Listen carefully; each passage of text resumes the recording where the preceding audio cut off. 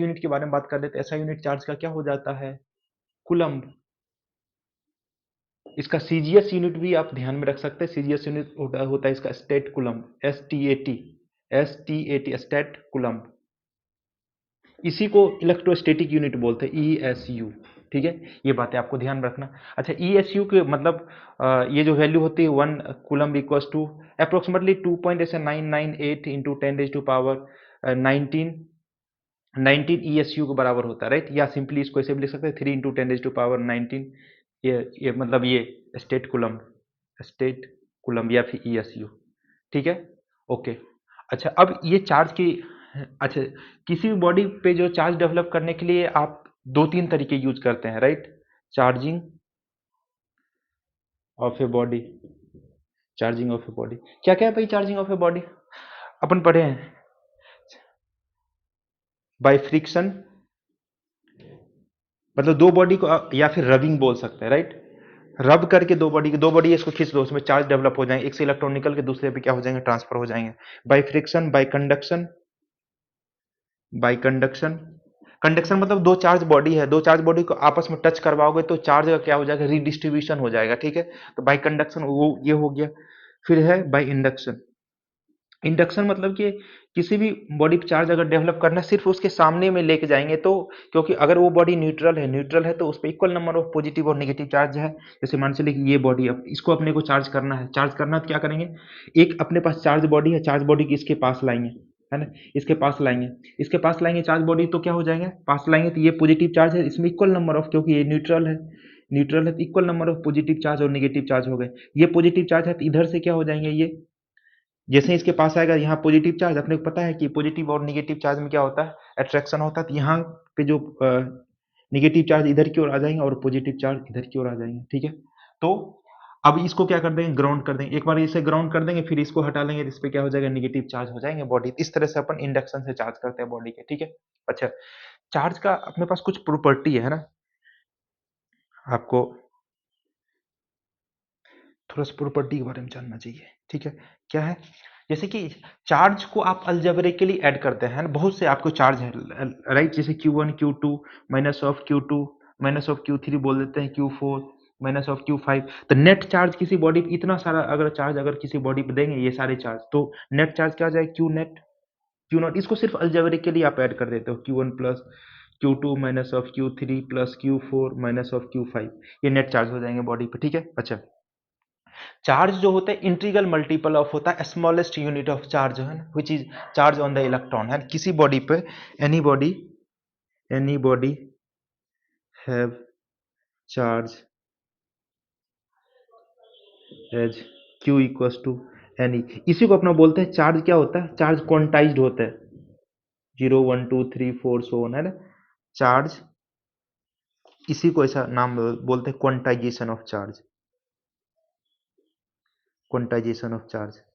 Total charge of on a body is होता है ये n times of number of electrons on that body, कितने electrons है, एक इलेक्ट्रॉन्स पे चार्ज इंटू n से मल्टीप्लाई करते हैं, टोटल नंबर ऑफ चार्ज आ जाएंगे, ठीक है? तीसरा है कि चार्ज को आप ना क्रिएट कर सकते हैं ना उसको डिस्ट्रॉय कर सकते हैं, right? Charge charge conservation principle है, charge can neither be created nor be destroyed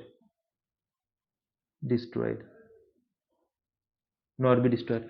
अब फिर तीसरी चीज़ ये है कि चार्ज को, अच्छा, इसी में ऐसे लिख सकते हैं कि किसी भी आइसोलेटेड बॉडी पे, है ना, आइसोलेटेड बॉडी है किसी पे, उस पर some net amount of charge always क्या होता है, कांस्टेंट होता है ना। तो फॉर एन आइसो, इसी में लिख सकते हैं for an isolated body total charge on a body remains constant.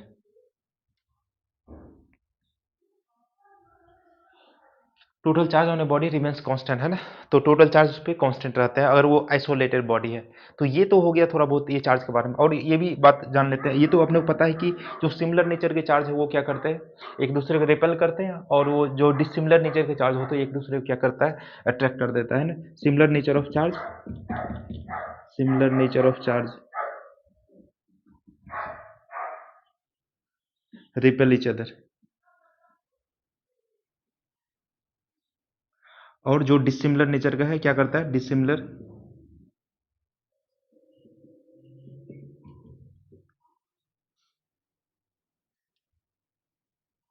Nature of charge attract each other, है ना? ये हो गया आपके पास चार्ज के बारे में थोड़ी सी इंफॉर्मेशन, ठीक है? अच्छा, इसका मतलब किसी भी बॉडी पे ऐसा, इसमें ऐसा क्वेश्चन पूछ सकता है, किसी बॉडी पे है ना, कैसा ऐसे बोल देगा कि किसी बॉडी पे क्या Q equals to 1.2 coulomb charge exist कर सकता है। तो अपन क्या करेंगे, वो ये इसको जो है ना इस वाले फॉर्मूले में से पुट कर देंगे, है ना, इस वाले फॉर्मूले में पुट करते हैं, या इस तरह से भी क्वेश्चन पूछते हैं कि क्या 1.6 इंटू 10 माइनस ऑफ 13 इलेक्ट्रॉन को ट्रांसफर किया जा सकता है, तो अपन ये क्या करेंगे, इसको यहाँ पे पुट कर देंगे, है ना, इस पे यहाँ पे, इसको यहाँ पे पुट कर देंगे, n की वैल्यू, अगर इसकी वैल्यू इंटीग्रल मल्टीपल ऑफ, अच्छा ये कूलम ऐसा मैं बोला ना, ये क्या है, ये कूलम बोला, क्या इतना चार्ज को ऐसे ट्रांसफर किया जा सकता है, ऐसा बोले, ये इसको यहाँ पर रख देंगे, अगर n की वैल्यू क्या आ जाएगी, n की वैल्यू अगर इंटीग्रल मल्टीपल आएगा तो अपन समझेंगे कि हाँ ट्रांसफर किया जा सकता है, क्योंकि मिनिमम चार्ज जो है ना 1 इलेक्ट्रॉन के बराबर आप ट्रांसफर कर सकते हैं, आधा इलेक्ट्रॉन, 1/4 इलेक्ट्रॉन, 2/3 इलेक्ट्रॉन्स को ट्रांसफर नहीं कर सकते हैं, ठीक है, नहीं कर सकते। तो जो मिनिमम इंडिपेंडेंटली जो चार्ज एग्जिस्ट कर सकता है वो है इलेक्ट्रॉन पे चार्ज, इसलिए आप एटलीस्ट 1 इलेक्ट्रॉन आप ट्रांसफर कर सकते हैं या फिर नहीं कर सकते हैं, बीच वाला कोई इलेक्ट्रॉन फ्रैक्शन में नहीं ट्रांसफर कर सकते हैं। सिमिलरली ये क्वेश्चन पूछा था, आप यहाँ पुट कर दो, फिर जाकर अगर ये पूछा कि इतना चार्ज को ट्रांसफर कर सकते हैं क्या, तो ये यहाँ पे पुट कर देंगे, अगर एन की वैल्यू इंटीजर आ जाएगा, एन की वैल्यू अगर इंटीजर आ जाएंगे तो हाँ ट्रांसफर कर सकते हैं, अदरवाइज उसको ट्रांसफर नहीं कर पाएंगे, ठीक है, नहीं कर पाएंगे। अच्छा, ये हो गया अपने पास चार्ज के बारे में थोड़ी सी इंफॉर्मेशन,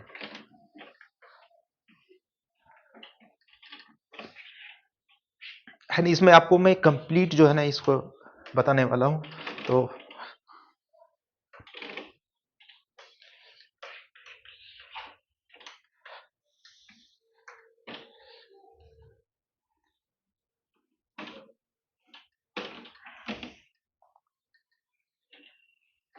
इसको हटा ही देते हैं ऊपर।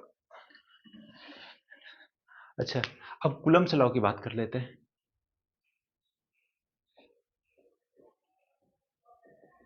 कूलम्ब्स लॉ जैसे कि आपने वो पढ़ा होगा, ये इसमें ग्रेविटेशन में सिमिलर मतलब मैनर में उसी इसको ऐसे लिखते हैं, वहाँ वहाँ पे मास था, यहाँ पे चार्ज है, लेट्स से Q1 और Q2 दो चार्ज है अपने पास, है ना, which is at a distance of r r.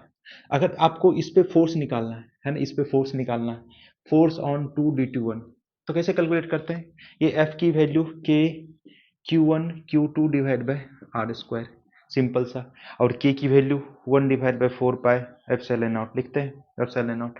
अगर कोई मीडियम में है ना, अगर कोई मीडियम, अच्छा इसकी वैल्यू 9 इंटू 10⁻⁹ हो जाता है, ठीक है, 9 हो जाता है। अच्छा, अगर कोई मीडियम में है, ये मीडियम में है तो अपन 1 divide by 4 pi epsilon not medium लिख देते हैं, के की वैल्यू सिंपल मीडियम लिख देता है, और जो भी इसका वैल्यू आएगा, अच्छा अपने को यहाँ थोड़ी सी ये इसके बारे में ज्ञान होना चाहिए कि परमिटिविटी क्या होता है, परमिटिविटी ई, परमिटिविटी ई, अच्छा कि इसके बीच में अगर कोई अपन मीडियम को डाल देंगे तो ये क्या करेगा, इसके वजह से अभी जो फोर्स लग रहा है वो फोर्स को ब्रेक करना स्टार्ट कर देता है, राइट।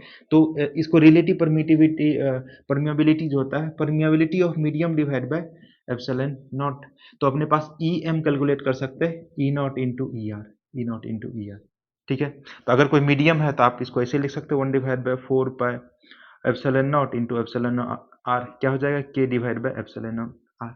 जैसे कि ये जो है ना, ये ई आर की जो वैल्यू होती है, ई आर की जो वैल्यू होती है वाटर के लिए, ई आर फोर वाटर, वो दिया रहेगा, इसी को डाइलेक्ट्रिक कांस्टेंट बोलते हैं, क्या बोलते हैं, डाई इलेक्ट्रिक कांस्टेंट, कांस्टेंट। तो अब मान चलिए कि अभी इसने, आपने फोर्स कैलकुलेट किया क्या, तो अगर ये एयर में प्रेजेंट है, इसमें वैक्यूम, वैक्यूम है ना, कोई मीडियम नहीं है, तो क्या हो जाएगा इसका फोर्स की value 1 divide by 4 pi epsilon naught Q1 Q2 divide by are square. अगर कोई मीडियम उसमें डाल देंगे, है ना, if medium of dielectric constant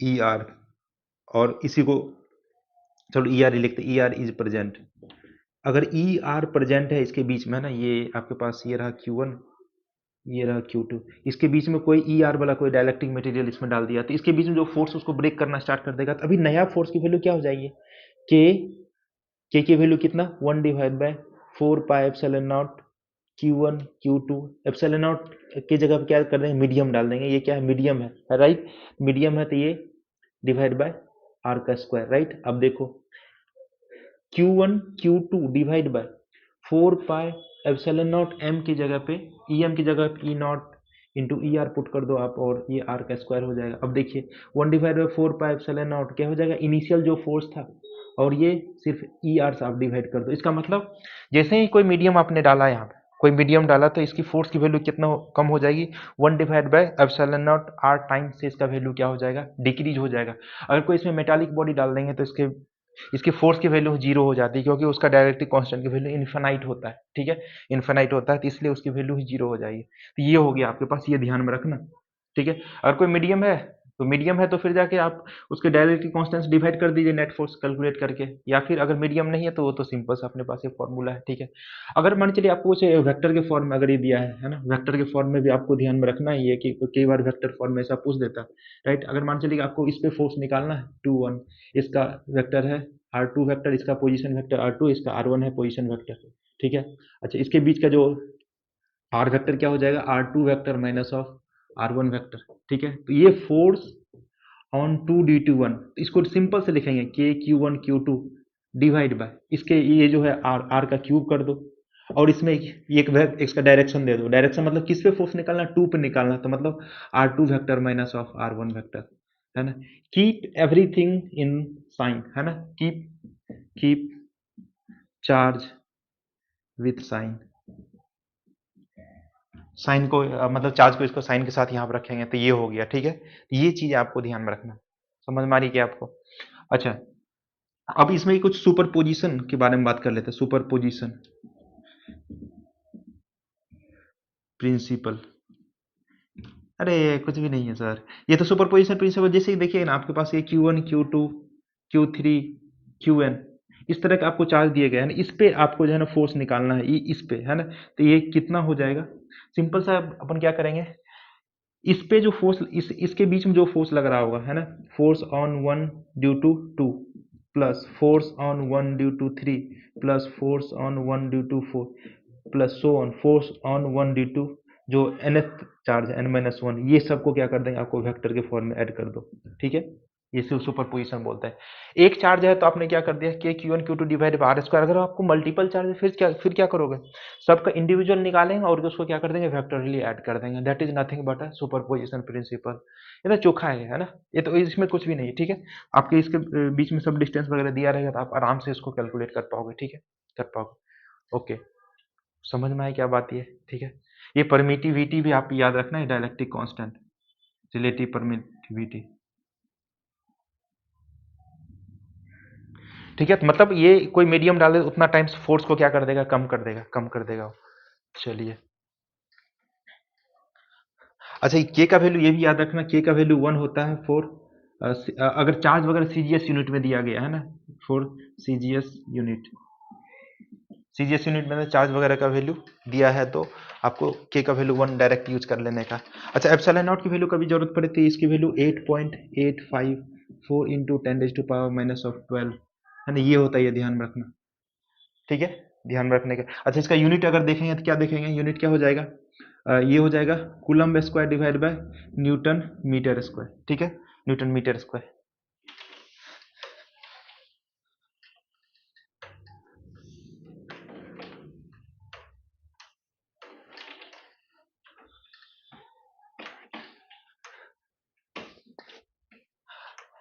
अच्छा, ये इसके इसके ये जो है ना, ये सब जो अब मैं बताया K Q1 Q2 divide by are square, वो क्या है, एक सेंटर टू सेंटर लगते हैं फोर्स। जैसे कि ये एक चार्ज था Q1 और ये एक चार्ज था Q2, ये लाइन ज्वाइनिंग बिटवीन सेंटर था इसका, है ना, आर जो था ये, ठीक है। इसके इस चार्ज के सेंटर से इस चार्ज के सेंटर तक, ठीक है। तो ये बातें आपको ध्यान में रखना है, ठीक है। कोई इसमें मीडियम डाल देंगे तो फोर्स का वैल्यू क्या हो जाता है, कम हो जाता है, जैसा कि मैं बताया था, कूलम्ब्स लॉ हो गया।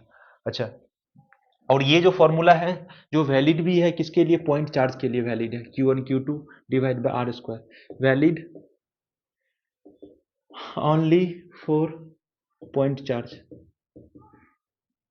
ठीक है, ये बातें आपको ध्यान रखना, सबके लिए नहीं लगा सकते, एक्सटेंडेड बॉडी के लिए नहीं लगा सकते। जैसे मान चलिए आपके पास कोई एक एक्सटेंडेड बॉडी है, यहाँ पे चार्ज दिया गया है, तो बोलता है कि यहाँ पे आपको एक चार्ज और क्यू दिया गया है, इस पे चार्ज क्यू है और इसका लेंथ एल है, ये और यहाँ से एक एंड से ये कुछ ए डिस्टेंस पे है, तो आप यहाँ पे के क्यू क्यू डिवाइड बाय ये एल बाई टू, इसका सेंटर पर नहीं मान के एल बाई टू प्लस ए का होल स्क्वायर करेंगे तो ये गलत हो जाएगा, गलत हो जाएगा। इसको कैसे करते हैं, ये यहाँ से आप यहाँ से कोई एक पॉइंट चार्ज आप इस पे सेलेक्ट कर लेते हो, पॉइंट चार्ज सेलेक्ट कर लेते हो, ये मान चलिए कि एक्स डिस्टेंस पे ये है, इसका डी एक्स है लेंथ और इस पे चार्ज कोई डी क्यू है, डी क्यू है, तो अब यहाँ पे ये डी क्यू के लिए लगा सकते हैं क्या, के Q D Q divide bye कितना डिस्टेंस पे एक्स का स्क्वायर, ये हो जाएगा छोटा सा force D F, D F. अब इसको इंटीग्रेट कर देंगे कहाँ से, पहला चार्ज ये स्टार्ट होगा आपका कहाँ से, ये ए से है ना, और आखिरी में जो चार्ज मिलेगा यहाँ से कितने डिस्टेंस पे होगा, एल प्लस ए से।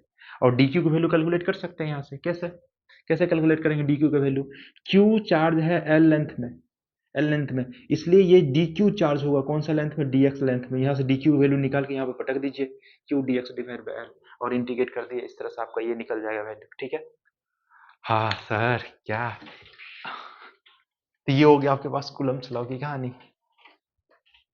चलिए अब अपन इन करते हैं इलेक्ट्रिक फील्ड, हाँ इसका ये थोड़ा सा major portion electric field.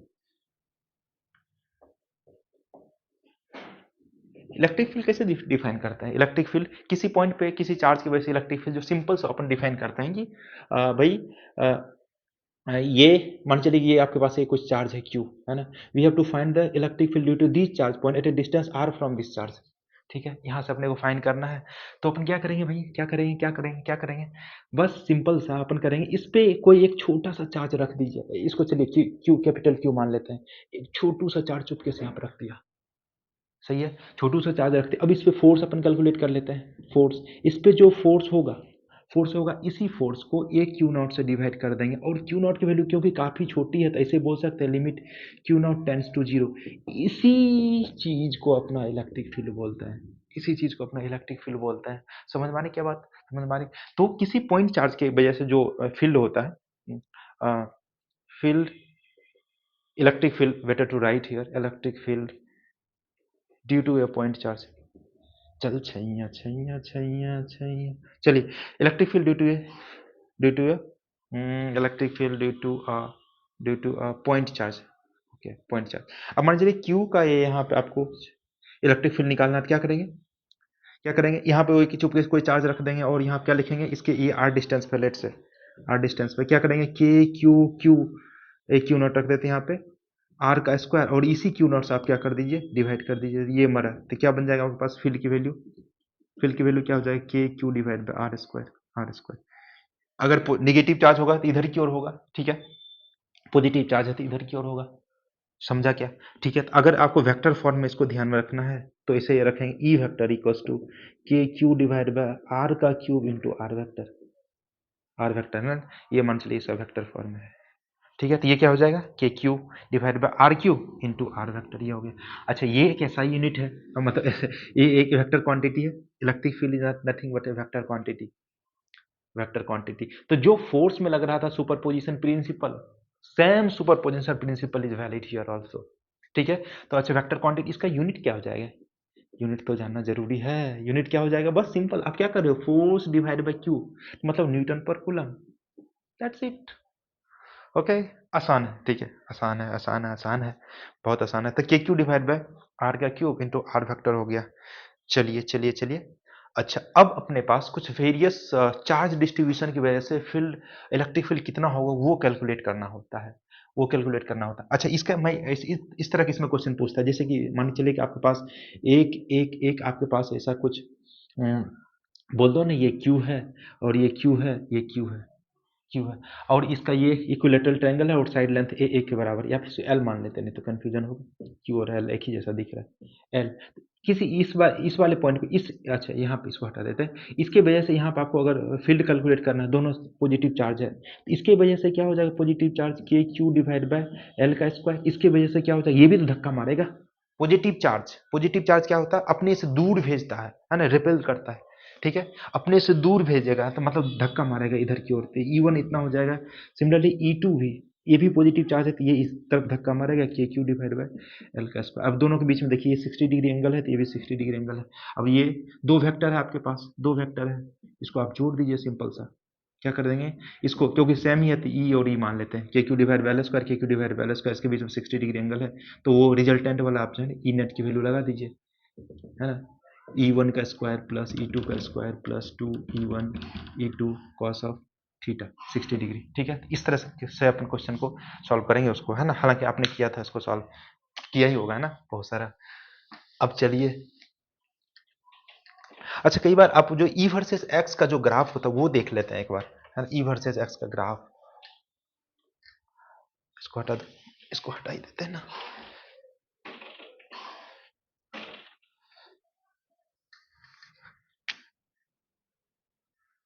Electric field versus x का ग्राफ, है ना। मान चलिए आपके पास कोई पॉइंट चार्ज है, इसकी वजह से पॉइंट चार्ज ये क्यू की वजह से एक्स डिस्टेंस पे इलेक्ट्रिक फील्ड आया। एक्स डिस्टेंस पे इलेक्ट्रिक फील्ड क्या लिखेंगे, इसकी वजह से के क्यू डिवाइड बाय एक्स का स्क्वायर, एक्स का स्क्वायर। तो अभी मान चलिए कि आपके पास यहाँ पे ये हो गया के क्यू डिवाइड बाय एक्स का स्क्वायर, कैपिटल क्यू। तो आपको यहाँ पे वही, यहाँ पे इलेक्ट्रिक फील्ड ऊपर में लिख लेते हैं वाई एक्सिस पे, और एक्स एक्सिस पे उसका डिस्टेंस है वो लिख लेते हैं, है ना। अपने को पता है कि E is nothing but 1 divide by X का square, inversely proportional to square of distance where you have to calculate the field. ठीक है, तो वो है वैल्यू।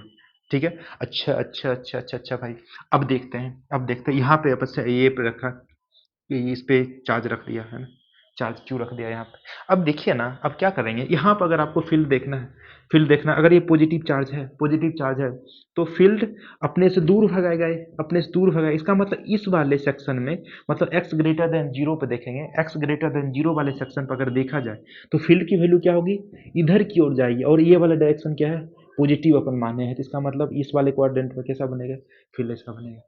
ठीक है, अब x लेस देन जीरो में अगर देखें, x लेस देन जीरो में देखें तो फील्ड किधर की ओर जाएगा, इधर की ओर जाएंगे, है ना, which is in the negative direction. Negative direction मतलब इस वाले क्वाड्रेंट आपको बनाना पड़ेगा, इस वाले क्वाड्रेंट बनाना पड़ेगा। अगर मैं दो चार्ज ले लेता हूँ, एक प्लस क्यू यहाँ पे, दूसरा प्लस क्यू यहाँ पे, ठीक है, आप देखिएगा ई और ये एक्स वाला है, ठीक है, ये पॉजिटिव और ये पॉजिटिव ऊपर में, ठीक है। अब देखिए इसके वजह से तो एक्स ग्रेटर देन जीरो, तो ये तो इधर की ओर चला जाएगा, ठीक है। अब यहाँ पे एक्स ये इधर की ओर, इस वाले सेक्शन में क्या हो जाएंगे, इस वाले सेक्शन में देखिए ये इधर की ओर फील्ड जाएंगे, इसका मतलब ये कुछ ऐसा जाएगा, ठीक है। यहाँ पर देखेंगे, यहाँ पर देखेंगे तो फील्ड कैसा जाएगा, फील्ड कैसा जाएगा, ये इधर की ओर, है ना, ये इधर की ओर, इसका मतलब ये यहाँ पे, इसका मतलब ये कहीं पे इस वाले पॉइंट पे इसको क्या कर रहा होगा, जीरो हो रहा होगा फील्ड की वैल्यू। सिमिलरली इस वाले सेक्शन में क्या हो जाएंगे, इस तरह से हो जाएंगे, ठीक है। अगर यहाँ पर आपने कुछ निगेटिव चार्ज रखा, निगेटिव चार्ज रखा, मान चलिए यहाँ पर आपने पॉजिटिव चार्ज रखा और यहाँ पर आपने निगेटिव चार्ज रखा, निगेटिव चार्ज रखा। अब देखते हैं, अब देखते हैं इसकी वजह से इस वाले सेक्शन में अगर देखते हैं फील्ड की वैल्यू क्या हो जाएगा, क्यू निगेटिव, इसका मतलब निगेटिव चार्ज के base towards the charge field lines होता है, टूवर्ड्स द चार्ज, इसका मतलब इस वाले डायरेक्शन में जा रहा है, इसका मतलब निगेटिव है, निगेटिव। इस वाले सेक्शन में देखेंगे, इस वाले सेक्शन में देखेंगे तो फील्ड लाइंस, क्योंकि निगेटिव चार्ज की तरफ जाएगा, इसका मतलब इधर की ओर जा रहा है, इधर की ओर जा रहा है, तो ये हो गया ऐसा, ये हो गया ऐसा, ठीक है। अब सिमिलरली इसके लिए देखें पॉजिटिव चार्ज तो इधर की ओर जाएगा, है ना, इधर की ओर जाएंगे, क्योंकि पॉजिटिव चार्ज से दूर जाता है फील्ड ऐसा। इसका मतलब ये जो है ना, इसके बीच में है ना मिनिमम यहाँ पे होगा, मतलब जीरो नहीं हो सकता, ठीक है। तो और फिर सिमिलरली यहाँ पर अपन देखेंगे तो ये ये किधर की ओर जाएंगे, ये पॉजिटिव चार्ज है, पॉजिटिव चार्ज है तो अवे फ्रॉम, मतलब इस वाले डायरेक्शन में जाएंगे, है ना, ये ऐसा की ओर जाएगा, ठीक है। ठीक है, ये हो गया, इस तरह से आपको क्या फील्ड लाइंस इस तरह से ड्रॉ करना है, यू वर्सेस एक्स का ग्राफ हो गया। होप सो आपको ये समझ में आई होगी चीजें। ओके चलिए,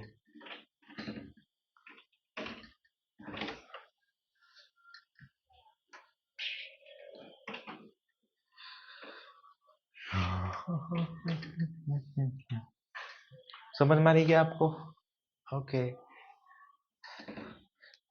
अब देखते हैं इलेक्ट्रिक फील्ड, वही था, मैं ऐसा लिख के रखा हूँ कुछ भूल ना जाऊं, योर से इलेक्ट्रिक फील्ड, हाँ, electric field due to various various charge body. जैसे कि एक्सटेंडेड कोई बॉडी है, एक्सटेंडेड बॉडी के लिए आप क्या लिखोगे, जैसे कि अभी मैं फोर्स कैलकुलेट करके बताया था, ये आपके पास कोई एक्सटेंडेड बॉडी, इस पे चार्ज रखा हुआ एल और चार्ज क्यू है और लेंथ इसका एल है। यहाँ से एक पॉइंट एट ए डिस्टेंस ए है, यहाँ पर आपको फील्ड की वैल्यू कैलकुलेट करना है due to these charges, right, due to these charge. अपने को पता है कि ये जो फार्मूला है, this formula is valid for point charge K Q divide by R का square, K Q divide by R का स्क्वायर। तो ये तो एक्सटेंडेड बॉडी, एक जगह चार्ज तो है नहीं, ठीक है, तो सेंटर पर नहीं मानेंगे, गलत हो जाएगा, गलत हो जाएगा। तो अपन क्या करेंगे, ये यहाँ से एक्स डिस्टेंस पे जाएंगे और पूछेंगे बाबूजी आपका कितना चार्ज है, तो इन्होंने ये बोलेगा कि मेरा तो डी क्यू चार्ज है। अच्छा, डी क्यू चार्ज है, कितना लेंथ में है डी क्यू चार्ज, तो ये बोलेगा यहाँ से आप कितने डिस्टेंस पाए थे, एक्स डिस्टेंस पाए थे ना, तो डी एक्स में मेरा डी क्यू चार्ज है। बोला अच्छा ठीक है, अगर डी क्यू चार्ज है तो आप यहाँ कितना फील्ड बना रहे होंगे, तो बोला कि के D Q divide by x square, इतना फील्ड हम अपन वहाँ पे बना रहे हैं, ठीक है। तो ये छोटा सा फील्ड यहाँ पे बना है, तो बोलता है कि टोटल की वजह से कितना हो जाएगा, तो आप वो ये बोला कि इंटीग्रेट कर लो। इंटीग्रेट कहाँ से करेंगे, पहला जो चार्ज आपको मिलेगा x इक्वल टू ए पे मिलेगा, आखिरी चार्ज ये इस वाले पॉइंट से कितने डिस्टेंस पे रहेंगे, l प्लस ए डिस्टेंस पे रहेंगे, ठीक है। तो अपन क्या करेंगे, a से लेके l प्लस ए तक इसको इंटीग्रेट कर देंगे, l तक इंटीग्रेट कर देंगे। अच्छा, dq की वैल्यू अपन कैलकुलेट कर सकते हैं, कैसे करेंगे dq की वैल्यू कैलकुलेट, ये बोला कि q में अगर l चार्ज है, मतलब q चार्ज है l लेंथ में, तो dq चार्ज रहेगा dx लेंथ में, इसी को अपन लीनियर चार्ज डेंसिटी बोलते हैं, लैम्डा, ठीक है। तो ये हो गया, ठीक है। अच्छा, ये चार्ज डेंसिटी के बारे में थोड़ा सा जान लो। चार्ज डेंसिटी क्या होता है, अगर एक लीनियर चार्ज डेंसिटी होता है, लीनियर चार्ज डेंसिटी, देखिए लीनियर चार्ज डेंसिटी मतलब कोई एक्सटेंडेड वायर है ना, मतलब उसका सिर्फ लेंथ ही इफेक्टिव है, राइट, उसके विड्थ जो है लेंथ के कंपैरिजन में क्या है, नेग्लिजिबल है। इन दैट केस आपका जो है ना, इस पे चार्ज पूरा इसी पर रहेंगे फैला हुआ। तो इस केस में जो linear charge density lambda define करते हैं, इस पे चार्ज अगर क्यू है, इसका लेंथ ए है, तो lambda equals to Q by L हो जाता है, राइट। फिर जाकर अपने पास सरफेस चार्ज डेंसिटी बोल देते हैं, सरफेस चार्ज डेंसिटी। ये क्या हो जाता है, अगर लेंथ और विड्थ दोनों है तो अपन इसका क्या लिखते हैं, सिग्मा इक्वल्स टू, मतलब कि अगर सरफेस पे चार्ज है तो क्यू, सिग्मा इक्वल्स टू, इस पे अगर चार्ज आपने क्यू दिया तो क्यू डिवाइड बाई इसका जो एरिया होगा, ठीक है। फिर एक तीसरा होता है volume charge density, volume charge density, volume charge density, इसका क्या हो जाता है बाबूजी, इसको अपन रो से डिनोट करते हैं। रो का वैल्यू, अगर मान चलिए कोई क्यूब है, राइट, नॉन कंडक्टिंग कोई क्यूब है, तो इसमें पूरे जो है ना, पूरे में चार्ज आपको फैला रहेगा, तो यहाँ पे इसका क्या करेंगे, रो की वैल्यू क्यू डिवाइड बाय इसका चार्ज, इस पे भी क्यू दे देते हैं, Q divide by volume is this object, right. Sphere है तो स्फेयर का वॉल्यूम रखेंगे 4/3 पायर, क्यूब है तो क्यूब का वॉल्यूम रखेंगे, तो ये हो गया, ठीक है। इसको आप यहाँ पे वैल्यू डी क्यू की वैल्यू पुट कर दो, डी क्यू की वैल्यू यहाँ पे Q D x divide by L यहाँ पे पुट कर देंगे और खटक से इंटीग्रेट करेंगे, आपके पास वैल्यू आ जाएगा, ठीक है। अब देख लेते हैं, अब कोई आपके पास फाइनाइट वायर है ना, इसकी वजह से, ये फाइनाइट वायर है यहाँ पे, इसके वजह से ये बोल रहा है कि भाई यहाँ पे कितना हो जाएगा, फील्ड की वैल्यू बता, फील्ड की वैल्यू कितना होगा। तो यहाँ पे फील्ड की वैल्यू, थोड़ा सा इसको बीचों बीच में नहीं लेते हैं, ये यहाँ पे ले लेते हैं, है ना, ताकि आपको पता चले कि ये जनरल फॉर्मूला है ना। यहाँ से ये नीचे वाले पोर्शन से ये जो एंगल बना रहा है ना, ये जो एंगल बना रहा है, ये बना रहा है लेट से θ2, है ना, और ये अपर वाला पोर्शन से जो एंगल बना रहा है, ये बना रहा है θ1। इसके दो फील्ड होते हैं, एक तो परपेंडिकुलर डायरेक्शन में, एक होते हैं इसके पैरेलल डायरेक्शन में। तो ई परपेंडिकुलर जो होता है, अपन लिखते हैं K lambda divide by A sine of θ2 plus sine of θ1। E parallel जो हो जाता है, ये हो जाता है K lambda by A cos of θ2 minus cos of θ1। समझ हमारी बात। अच्छा, इसी में स्पेशल केस आ जाता है। स्पेशल केस क्या है भाई, स्पेशल केस भी बता दो। स्पेशल केस ये रहा आपके लिए स्पेशल केस ये क्या है, अगर मान चले कि वायर इनफाइनाइट हो जाए, है ना, दोनों तरफ इन्फिनिटी तक जा रहा है, तो ये एंगल बढ़ता बढ़ता क्या हो जाएगा, ये बढ़ता बढ़ता क्या हो जाएगा, 90 डिग्री हो जाएगा। सिमिलरली ये इन्फिनिटी तक इधर जा रहा है, ये भी बढ़ता बढ़ता क्या हो जाएगा, ये भी 90 डिग्री हो जाएंगे, राइट। आखिरी जो छोर मिला होगा जाके इन्फिनिटी पे मिल रहा होगा, तो इनफाइनाइट अगर वायर है, इसकी वजह से ये हो जाएगा इलेक्ट्रिक फील्ड इनफाइनाइट वायर की यहाँ पे लिख लेते हैं θ1 और θ2 both will be equal to 90 degree. तो ई परपेंडिकुलर सीधा आप इसमें वैल्यू पुट करोगे तो क्या हो जाएगा 2k लैम्डा बाय ए, अच्छा ये तो 0 हो जाएगा, यहाँ पे 90, यहाँ पे 92, ई पैरेलल क्या हो जाने वाला है 0। अगर सेमी इनफाइनाइट है, सेमी इनफाइनाइट है, सेमी इनफाइनाइट है तो ये क्या हो जाएगा सेमी इनफाइनाइट के लिए, एक तरफ तो हो जाएंगे 90 डिग्री, दूसरी तरफ हो जाएगा 0, दूसरी तरफ हो जाएगा 0। इसका मतलब यहाँ पे के लैम्डा बाई ए आ जाएंगे ई परपेंडिकुलर का, दूसरे में ई पैरेलल का क्या आ जाएगा, ई पैरेलल का के लैम्डा बाई ए आ जाएंगे। ई नेट निकालना है तो क्या कर लो इसका, रूट अंडर ई का स्क्वायर प्लस ई का स्क्वायर, मतलब ई परपेंडिकुलर का स्क्वायर ई पैरेलल का स्क्वायर कर देंगे, ठीक है। अच्छा ये चीज, एक चीज आप ध्यान में रखना कि ये जो एंगल आपने जो मेजर किया ना, ये इस वाले लाइन से, ये जो डिस्टेंस आपने जहां पर आपको फिल कैलकुलेट करना, यहाँ से अपन इधर की ओर जाते हैं क्लॉकवाइज थीटा 1 ऊपर, और एंटी क्लॉकवाइज यहाँ से जस्ट थीटा 1 थीटा 2 नीचे की ओर जा रहे हैं, ठीक है। तो ये एंगल बड़ा इंपॉर्टेंट है, एंगल में अगर आप गड़बड़ कर देंगे तो यहाँ पे गड़बड़ आ जाएगा वैल्यू, ठीक है। तो ये जो परपेंडिकुलर डिस्टेंस है उससे अपन थीटा 1 ऊपर की तरफ जाता है ना, और उसी से थीटा 2 मेजर करने के लिए नीचे की तरफ जाता है ना। तो थीटा 2 मेजर करने के लिए एंटी क्लॉकवाइज घूमते हैं, और थीटा 1 मेजर करने के लिए क्लॉकवाइज घूमते हैं, है ना। थीटा 1 मेजर करने के क्लॉकवाइज और थीटा 2 मेजर करने के लिए एंटी क्लॉकवाइज आप घूमते हो, ठीक है। तो ये हो गया, ये हो गया, ये हो गया, समझ मारी बात, समझ मारी। अच्छा है, अब अब अपने पास,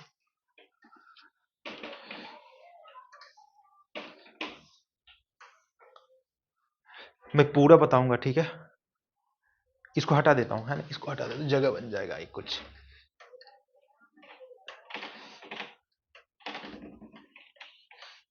खूबसूरत कि ये समझ में आया आपको।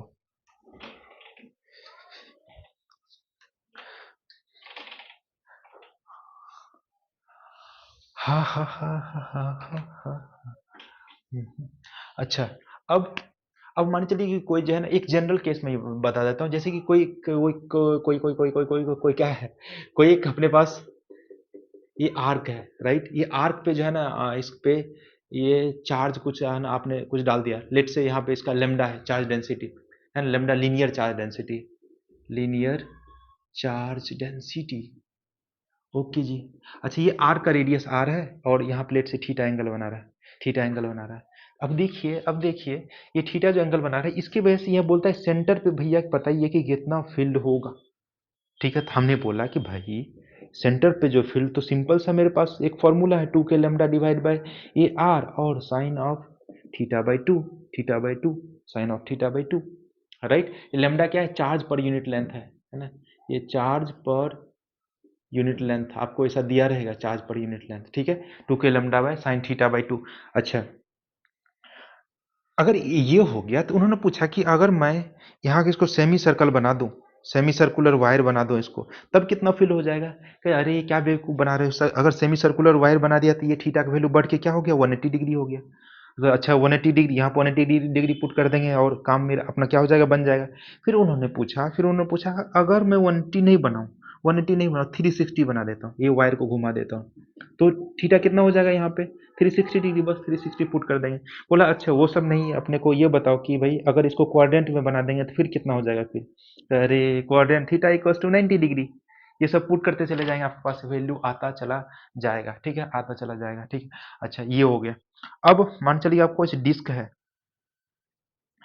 है जिसपे uniform uniform surface charge density, जिसका है surface charge density, charge density is density sigma है ना, और उसका रेडियस आर है।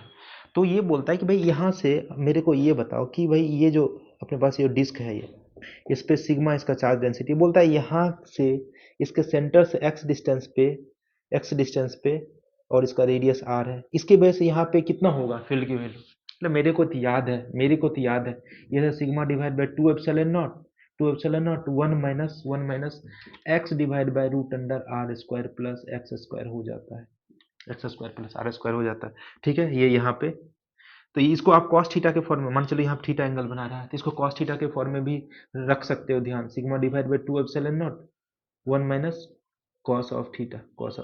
अगर यही डिस्क बहुत बड़ी हो जाए, इनफाइनाइट हो जाए तो इसी का sigma divide by 2 epsilon not से वैल्यू हो जाएगा, है ना, ये वाला टर्म क्या हो जाएगा, जीरो हो जाएगा, है ना, sigma divide by 2 epsilon not, ठीक है। इनफाइनाइट सीट की वजह से ना ये, है ना, अगर ये इसमें अगर इनफाइनाइट सीट बन जाए तो इनफाइनाइट सीट की वजह से क्या हो जाएगा, sigma divide by 2 epsilon naught E, ये बन जाएंगे। ठीक है, ये हो गया। अच्छा, फिर अपने पास क्या है, ये तो हो गया दूसरा, आप नंबर मार्किंग करते चला जाना है ना।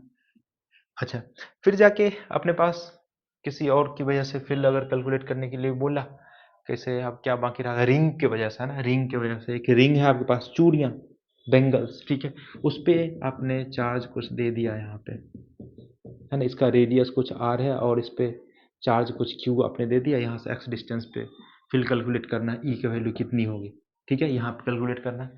तो क्या क्या था अपने पास formula, E equals to K Q X divide by root under are square plus X का square, R square plus X का स्क्वायर।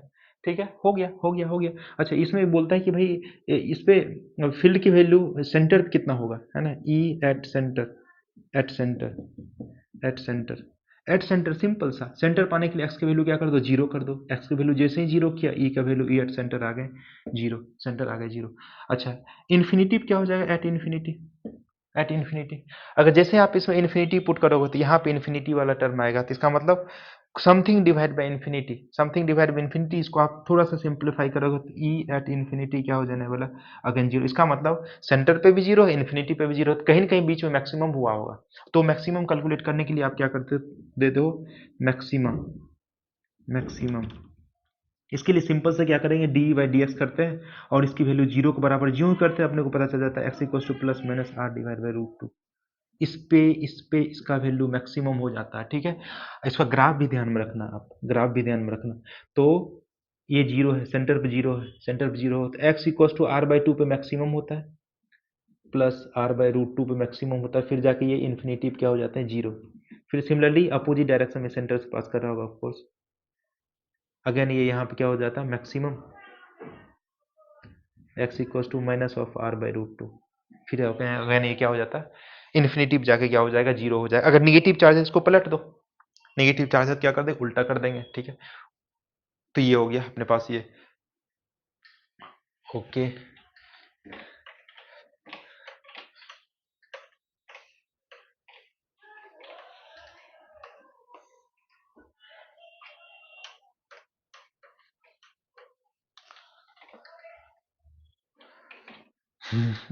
समझ में आ रही क्या आपको, अरे गर्दा गर्दा गर्दा गर्दा, समझ में तो आएगा ही सर, ये सब ऑलरेडी पढ़ चुके हैं क्या आप भी, है ना, पढ़ ही चुके हैं, मैं तो वैसे रिवाइज करवा रहा हूँ।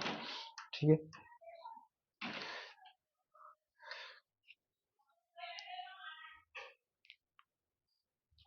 अच्छा, अब कुछ चार्ज स्फेयर है, मतलब जो भी है field due to a charge sphere, electric field, यहाँ आप लिखते हैं electric field due to charge sphere, charge sphere की वजह से इलेक्ट्रिक फील्ड क्या होगा, तो स्फेयर में मैं एक जगह ऐसा लिखता हूँ, जैसे होलो स्फेयर, दो तरह के स्फेयर हो गए, एक तो होलो स्फेयर अंदर से खोखला है, दूसरा मतलब सॉलिड स्फेयर। ठीक है, तो होलो स्फेयर हो गया, होलो स्फेयर या फिर सॉलिड कंडक्टिंग स्फेयर, या तो होलो स्फेयर लो जो अंदर से खोखला है, या फिर सॉलिड कंडक्टिंग स्फेयर लो, दोनों के केस में चार्ज जो है लाई करता है उसके सरफेस पे, उसके सरफेस पे लाई करता है। ठीक हो गया जी, चलिए, अगर सरफेस पे चार्ज लाई करता है ना, ये तीनों केस हो गए, सॉलिड में होलो, मतलब ये सॉलिड में मतलब कंडक्टिंग लो या फिर नॉन कंडक्टिंग लो, लेकिन सॉलिड में अगर कंडक्टिंग है, इसमें दोनों आ गए, होलो में मतलब कंडक्टिंग भी, conducting plus non conducting, non conducting, तो ये दोनों केस में तो चार्ज, तो इसके पास अंदर में कुछ है ही नहीं, तो जो भी है इसके पास चार्ज के पास जो चांस है रहने का वो इस पे, जो इसके सरफेस पे ही रहने वाला, सरफेस पे ही रहने वाला। तो इनसाइड पॉइंट पे, है ना, इनसाइड वाले पॉइंट पे अगर आपको फील्ड पूछा है, फुल फील्ड पूछा है, तो इनसाइड में जो हो जाने वाला, inside R less than R पे ई का वैल्यू जीरो हो जाता है, ई का वैल्यू जीरो हो जाता है। आउटसाइड वाले पॉइंट के लिए, outside R greater than R, अच्छा सरफेस पे तो क्या हो जाएगा, सरफेस पे, सरफेस पे तो K Q divide by are square, K Q divide by are square.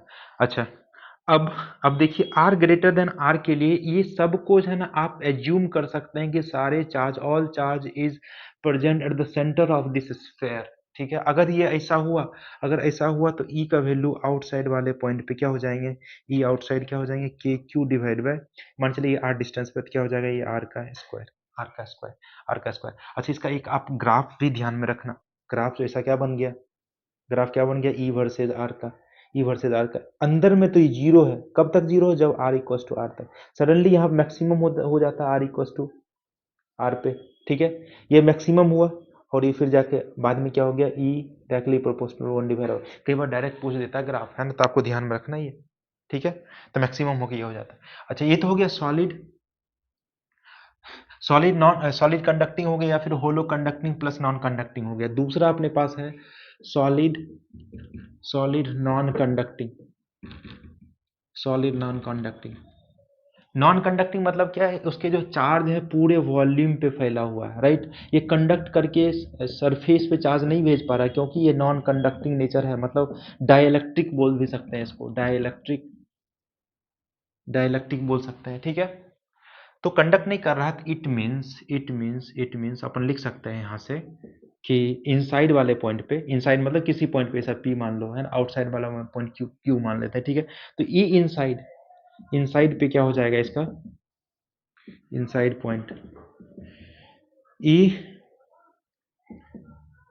Are less than R, E inside, देखो बच्चों क्या हो जाएगा K Q R divide bye कुछ ये यहाँ पे आर डिस्टेंस पे, right, K Q R divide by R Q, right. इसी को और अगर मान चले इसके पास वॉल्यूम चार्ज डेंसिटी दिया गया है, राइट, तो इसको rho R divide by 3 epsilon naught के फॉर्म में भी आप इसको ध्यान में रख सकते हैं। ठीक है, आउटसाइड के लिए सिंपल सा आउटसाइड की कहानी, आउटसाइड के लिए अपन क्या कर देते हैं, सारे चार्ज को इसके सेंटर पे एज्यूम कर लेते हैं ना, सेंटर पर अगर एज्यूम कर लेंगे आर ग्रेटर देन आर तो ई क्या हो जाने वाला है के क्यू डिवाइड बाय, ये मान चलिए कि कितने डिस्टेंस पे, आर डिस्टेंस में, K Q divide by are square, right. Surface के लिए तो सिंपल सा, सरफेस के लिए एट सरफेस ई का वैल्यू के क्यू डिवाइड बाय आर का square, right.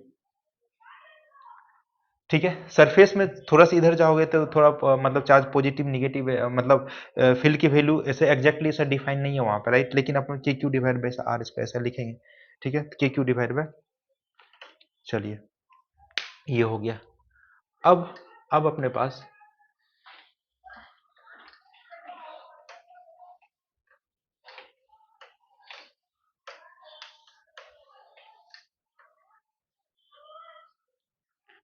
Electric field due to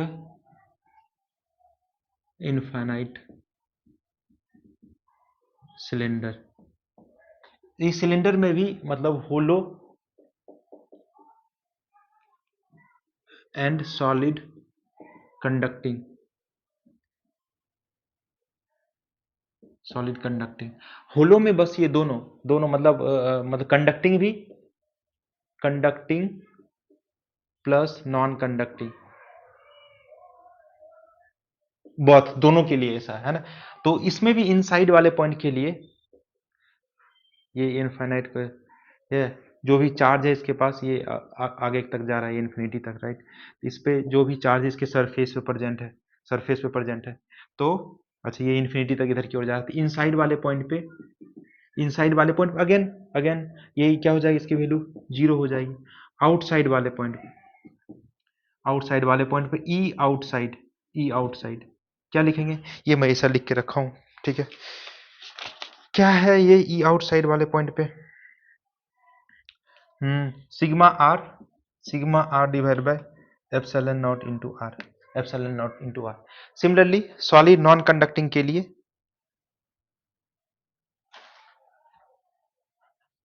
solid non conducting के लिए यहां पर लिखेंगे again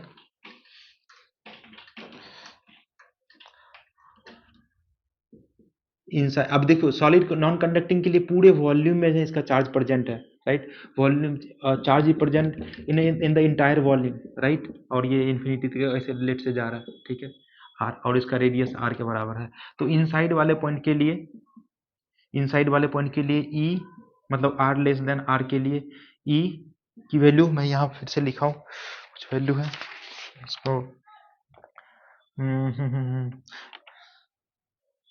solid inside rho R divide by 2 epsilon naught, right.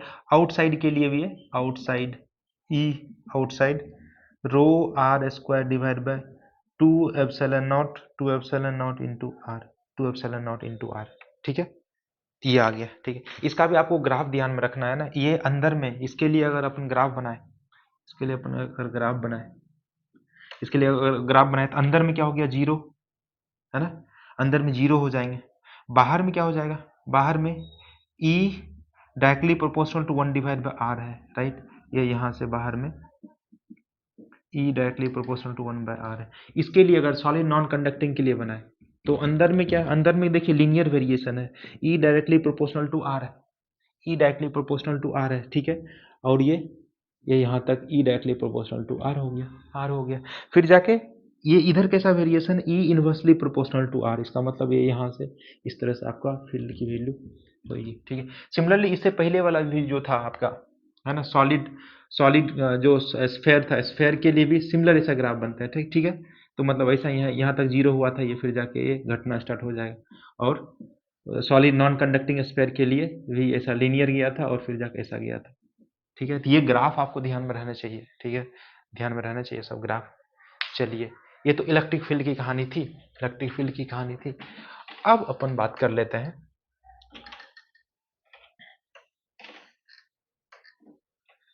समझ में आ रहा है क्या आपको? ये चैप्टर थोड़ी बड़ी है और अपन फास्ट करने की कोशिश कर रहे हैं, ठीक है।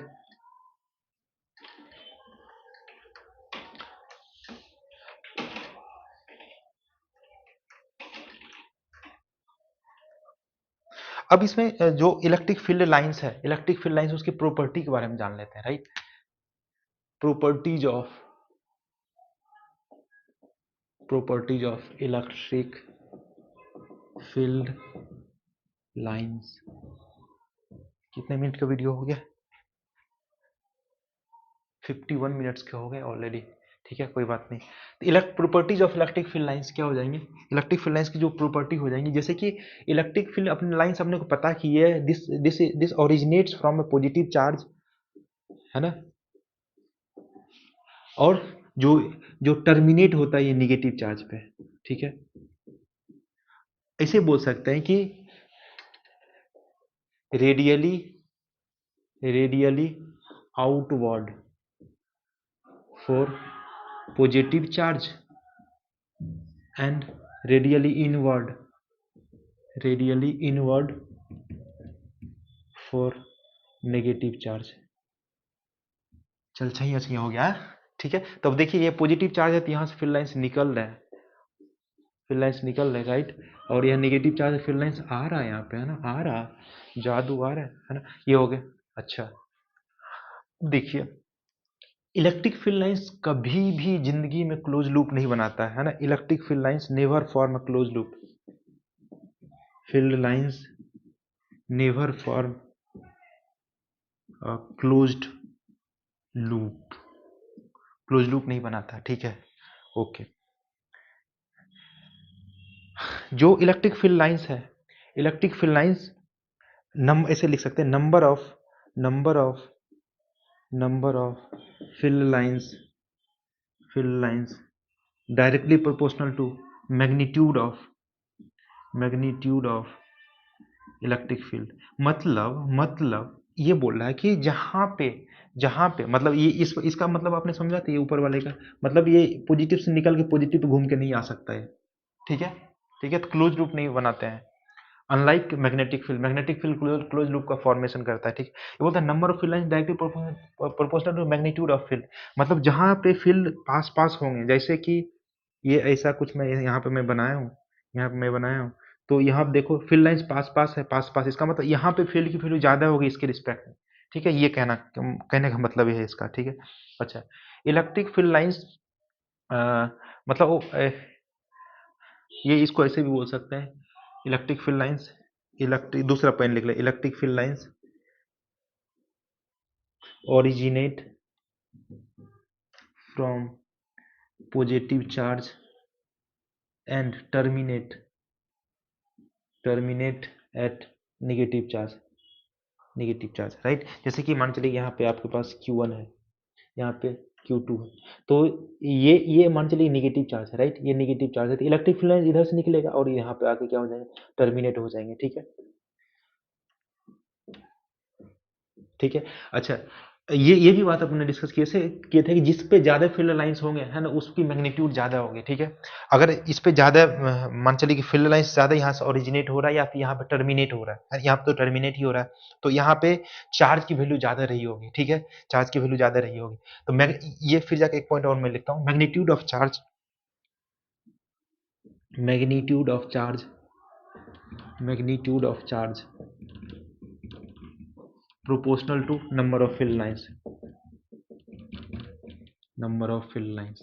कहने का मतलब बाबूजी ये है मेरा कि Q1 अगर एक आपके पास चार्ज है, मतलब Q चार्ज है, अगर यहाँ से चार्ज फील्ड लाइंस निकल रहे हैं आपके, तो अगर आपने 2Q चार्ज कर दिया तो यहाँ से आपके पास कितने फील्ड लाइंस निकलेंगे, 8 फील्ड लाइंस निकलेंगे। ये कहने का मेरा मकसद था, ठीक है, समझ में आ रही बात आपको, ठीक है। अब देखते हैं नेक्स्ट क्या है, नेक्स्ट क्या है 6। तो दो फील्ड लाइंस, दो इलेक्ट्रिक फील्ड लाइंस कभी इंटरसेक्ट नहीं कर सकते हैं एक दूसरे को, ठीक है।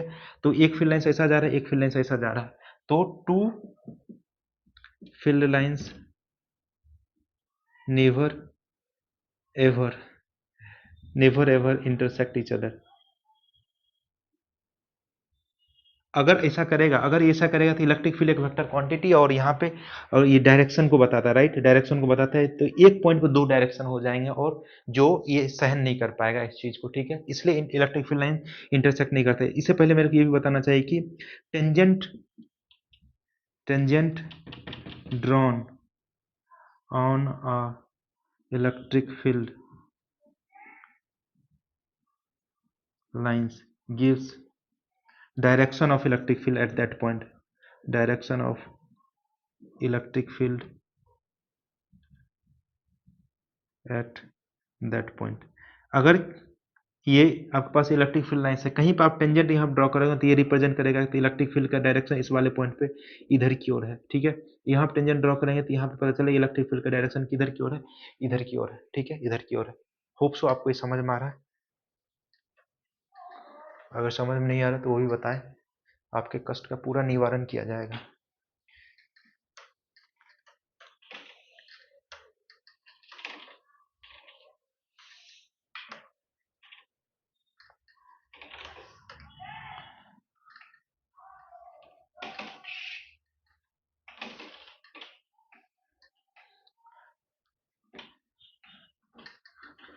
और पॉइंट जो भी था क्या 7 8, ये क्या था 9 वाला था क्या, देख लीजिएगा उस पॉइंट से क्या मतलब है, मतलब ज्ञान आना चाहिए, है ना। इन electrostatic condition, in electrostatic condition, in electrostatic condition net field inside, inside the conductor is zero, zero, है ना। कि इलेक्ट्रोस्टैटिक कंडक्शन में जो आपके पास जो कंडक्टर होते हैं ना, ये कंडक्टर के अंदर ई का वैल्यू जीरो होता है, ये कंडक्टर है, ई का वैल्यू जीरो होता है, ठीक है। तो नेक्स्ट पॉइंट देखते हैं, electric field, electric field always perpendicular, perpendicular to the, perpendicular to the conductor, perpendicular to the surface of conductor लिखते हैं, surface of, surface of conductor. तो जो भी आपके पास कंडक्टर है, लेट से ये कंडक्टर है, तो इलेक्ट्रिक फील्ड लाइंस जो हो गए ना, इलेक्ट्रिक फील्ड लाइंस इसके जो कंडक्टर इसके परपेंडिकुलर होंगे, है ना। ये जो कंडक्टर इसके हमेशा परपेंडिकुलर होते हैं, और अंदर में तो जीरो ही होता है, अंदर में फील्ड लाइंस होगा ही नहीं, ठीक है, अंदर में फील्ड लाइंस होगा ही नहीं। इस पे भी क्वेश्चन कई बार पूछते हैं, ठीक है, इस पे भी पूछते हैं क्वेश्चन। अच्छा, और लिखते हैं parallel straight and equispaced field lines represents uniform, uniform electric field. मतलब अगर ये फील्ड लाइंस इस तरह से रिप्रेजेंट कर रहे हो, ये पैरेलल है और दोनों सबके बीच में सेपरेशन अगर बराबर है तो हर एक पॉइंट पे फील्ड की वैल्यू क्या होगी, सेम होगी, मतलब ई यहाँ पे यूनिफॉर्म होने वाला है, ई विल बी यूनिफॉर्म, राइट। अगर इस तरह का है ना, तो यहाँ पे नॉन यूनिफॉर्म होगा, या फिर इस तरह क्या का है, यहाँ पे नॉन यूनिफॉर्म होगा, non uniform field, non uniform field, non uniform field, right. ये इसको खत्म हो गया, इसमें थोड़ा सा दूसरा करता हूँ, नॉन यूनिफॉर्म फील्ड को रिप्रेजेंट करेगा, ठीक है, ओके। ये था I think all about for the, अच्छा, इलेक्ट्रिक फील्ड लाइन जो है सिमेट्रिकल होता है अबाउट द चार्ज, है ना, ये भी आप पॉइंट लिख लो, electric field lines are symmetric about charge, मतलब ये मान चलिए यहाँ पे कोई चार्ज है, यहाँ पे कोई चार्ज Q2 है, तो यहाँ पे अगर ऐसे निकला, इतना एंगल बना के निकला, तो दूसरा इस तरह से इतना एंगल बना के ऐसे निकलेगा, है ना, ये अल्फा है, ठीक है, ये अल्फा, ये अल्फा है, अगर ये बीटा है तो बीटा यहाँ पे ऐसा लिख सकते हैं, ठीक है, ये सिमेट्रिकल होते हैं, ठीक है। अच्छा, अब देखिए इसमें मैग्नीट्यूड भी आप आइडेंटिफाई कर सकते हैं, मैग्नीट्यूड आइडेंटिफाई कर सकते हैं, किसका मैग्नीट्यूड ज़्यादा होगा, Q2 ग्रेटर देन Q1 होंगे, क्यों Q2 ग्रेटर देन Q1 होगा, इसके पास मतलब जो अवेलेबल स्पेस था, इसने ये दोनों के बीच में इतना एंगल है, अभी इधर जो स्पेस कम बचा है इसके पास फील्ड लाइंस के लिए, अब यहाँ पे एंगल क्या है, छोटा है ना, यहाँ पे अल्फा ग्रेटर देन बीटा है, इसका मतलब यहाँ पे बीटा की वैल्यू क्या है, लेस है, तो इसका मतलब ये जो 360 डिग्री का जो इसके पास रेंज बचा चारों तरफ, यहाँ पे ज़्यादा स्पेस अवेलेबल है, इसका मतलब ज़्यादा फील्ड लाइंस यहाँ पे पॉसिबल है, इसका मतलब ज़्यादा फील्ड लाइंस पॉसिबल अगर होता है तो चार्ज की वैल्यू भी ज़्यादा होती है, चार्ज की वैल्यू भी ज़्यादा होती है, तो वो बातें के हिसाब से है ना सिमेट्रिकल होता है, ठीक है। अच्छा, दूर से अगर इन्फिनिटी से फील्ड लाइंस अगर देखें तो वो सिमेट्रिकल ऑब्जर्व होना चाहिए, ठीक है, ये भी बात आपको ध्यान में रखना, ठीक है। चलिए, ये था आपको important point regarding the field lines.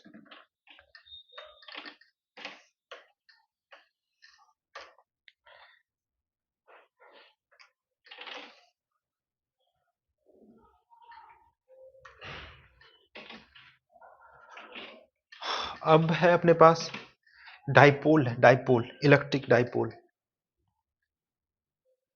Electric dipole, electric dipole क्या है, ये तो आपने पढ़ा होगा, क्या सिंपल सा अरेंजमेंट है, दो इक्वल एंड अपोजिट नेचर वाले चार्ज को अगर आप अरेंज करते हैं तो वो क्या बन जाता है, एक डाइपोल बन जाता है, माइनस क्यू से प्लस क्यू, ठीक है।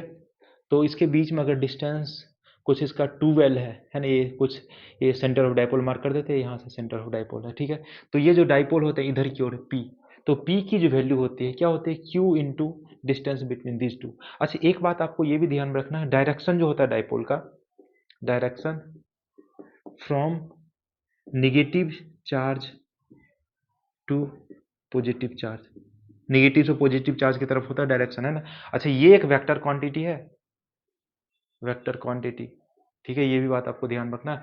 यूनिट क्या हो जाएगा, कूलम्ब मीटर, एसआई यूनिट इसका क्या हो जाएगा, कूलम्ब मीटर हो जाएगा। अब इसकी वजह से फील्ड कैलकुलेट करने के लिए अपने को बोलता है ना, field due to a dipole, electric field due to a dipole,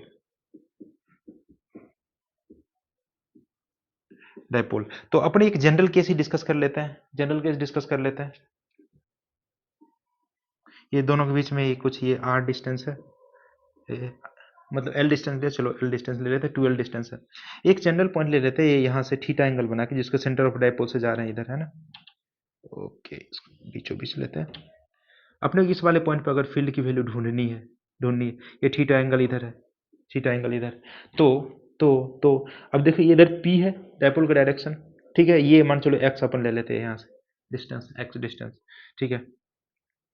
तो अच्छा, जनरली r लिखा रहता है तो r भी ले सकते हैं, अपन x ले लेते हैं, x डिस्टेंस ये हो गया, ठीक है। तो अब इसके दो कंपोनेंट हो, एक तो इधर की ओर p cos थीटा, राइट, ये किसके परपेंडिकुलर हो जाएंगे, p sin theta, p sin theta. तो इसकी वजह से यहाँ पे जो फील्ड होते हैं ये p cos थीटा, इसके लिए एक एक्सियल पॉइंट है ये, तो यहाँ पे जो 2kp cos theta divide by x का क्यूब होता है ना, मैं इसको ऑलरेडी जो है अप्रोक्सीमेट कर दिया हूँ, 2kp divide by x cube, ठीक है। अब इधर की ओर जो होते हैं kp sin theta divide by x का क्यूब, इसका जो नेट जो आने वाला है ये अल्फा एंगल प्लेट से ई नेट, तो ई नेट की जो वैल्यू हो जाएगी आपकी, ये सब शॉर्ट डाइपोल के लिए अपन कैलकुलेट कर ले, जनरली शॉर्ट डाइपोल के लिए ही अपने यूज पूछते हैं, ठीक है। तो ई नेट की वैल्यू क्या आ जाएगा, K P divide by X का cube root under 1+3 cos² theta आ जाने वाला है, ठीक है, थीटा आ जाने वाला। अच्छा, टेन अल्फा की वैल्यू, टेन अल्फा की वैल्यू हो जाती है ten of theta by two, theta by two. ये बोलता है कि नेट जो इलेक्ट्रिक फील्ड बना, ये जो थीटा एंगल से कितना इधर की ओर बना, तो इससे टेन थीटा बाई टू, अपन इसको याद रखोगे तो आपके पास ये काम बन जाएगा, ठीक है। तो शॉर्ट डाइपोल है, तो मान के चलिए कि यहाँ पे इसके ये जो एक्सियल पॉइंट है यहाँ पे फील्ड कैलकुलेट करना है, एक्सियल पॉइंट पे यहाँ पे फील्ड कैलकुलेट करना है, which is as distance of X from here. तो यहाँ पे आने के लिए थीटा की वैल्यू कितनी होनी चाहिए, 0 डिग्री। थीटा की वैल्यू अगर 0 डिग्री हो जाएगा तो यहाँ पे एक्सियल पॉइंट पा जाएंगे, ई एक्सियल थीटा के 0 पुट कर देंगे, यहाँ पे क्या हो जाएगा, 0 पुट कर देंगे तो आ जाएगा 2 के पी डिवाइड बाई एक्स का क्यूब, ठीक है।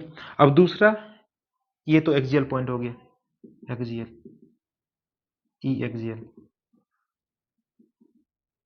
अब दूसरा है यहाँ पे इक्वेटोरियल पॉइंट, इक्वेटोरियल पॉइंट पे फील्ड की, नेट फील्ड की डायरेक्शन इधर की ओर होती है, ई परपेंडिकुलर बोल लो ये, या फिर ई इक्वेटोरियल बोल लो। तो इधर आने के लिए क्या करना पड़ेगा आपको, ये भी एक्स डिस्टेंस ले लेते हैं यहाँ से, तो थीटा का वैल्यू बढ़ाते बढ़ाते कितना करना पड़ेगा, 90 डिग्री। थीटा 90 डिग्री पुट करेंगे तो क्या आ जाएगा, टू के पी डिवाइड बाई एक्स का क्यूब, के पी डिवाइड बाई एक्स का क्यूब। और कोई जनरल एंगल पे पूछा तो थीटा का वैल्यू यहाँ पुट करते चले जाओ, है ना, पुट करते चले जाओ, सारा वैल्यू आपको आपके पास यहाँ पे अवेलेबल हो जाएंगे, ठीक है। अच्छा, अब मान चलिए कि इस डाइपोल को किसी यूनिफॉर्म इलेक्ट्रिक फील्ड में रख दिया, है ना, dipole in a uniform electric field, dipole in a uniform electric field. तो अब इस पे एक टॉर्क लगता है, ठीक है, टॉर्क लगता है। अपन इसमें अभी पोटेंशियल की बात नहीं कर रहे हैं, सिर्फ जाके फील्ड की बात कर रहे हैं, दूसरे में अपन पोटेंशियल के बारे में पढ़ेंगे, है ना, दूसरा वन शॉट जो आएगा, ठीक है। ये कुछ आपने यहाँ पे कुछ एंगल पे आपको इसको डाइपोल को रख दिया आपने, है ना, यहाँ पे प्लस क्यू चार्ज है, यहाँ पे माइनस क्यू चार्ज है, ठीक है। ये डाइपोल कुछ थीटा एंगल बना रहा है, तो यहाँ पे जो आपके पास जो टॉर्क लगता है ये होता है पी क्रॉस ई, राइट, या फिर टॉर्क को अपन मैग्नीट्यूड वाइज लिख सकते हैं P E sine theta, P sine theta. ये चीज़ आपको ध्यान रखना। मैक्सिमम टॉर्क कब हो जाएगा, जब थीटा की वैल्यू 90 डिग्री हो जाएगी। मिनिमम टॉर्क कब होगा, जब थीटा की वैल्यू या तो 0 डिग्री हो या तो 180 डिग्री हो, ठीक है। तो टाउ मैक्सिमम पीई हो जाएगा, टाउ मिनिमम 0 हो जाएंगे, है ना। ये कहाँ पे, थीटा इक्वल्स टू 90 डिग्री पे, यहाँ पे थीटा इक्वल्स टू 0 डिग्री और 180 डिग्री, ये मिनिमम आ जाएगा टॉर्क की वैल्यू, ठीक है।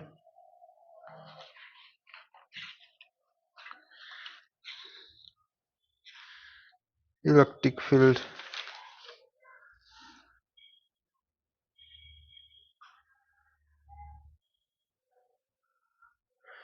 अब अपने पास कुछ बाकी तो अच्छे डाइपोल है पी साइन थीटा, ठीक है।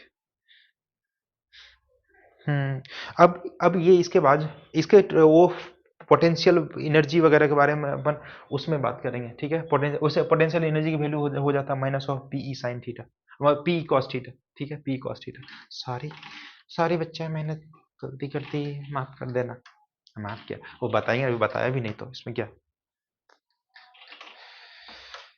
हम्म तो ये रहा आपका ये। अच्छा, अब अपने को थोड़ा सा फ्लक्स के बारे में बात कर लेते हैं, फ्लक्स के बारे में। फ्लक्स से क्वेश्चन पूछता है, राइट।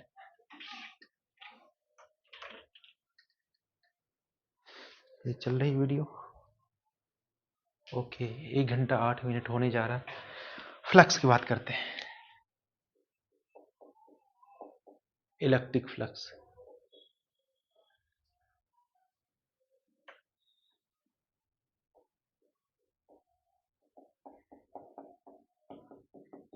इलेक्ट्रिक फ्लक्स मतलब कि कुछ चीज अगर किसी एरिया से पास कर रहा है परपेंडिकुलर टू द एरिया, तो उसको अपना फ्लक्स बोलते हैं। जैसे कि वाटर, मान चलिए कि ये वाला अपने पास एरिया है, ठीक है, इससे वाटर अगर पास होगा, जितना वाटर पास होगा तो उसको अपना वाटर फ्लक्स बोलेंगे।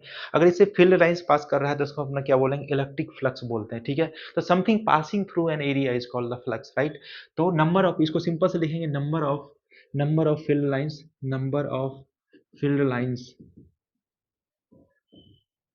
Passing through an area.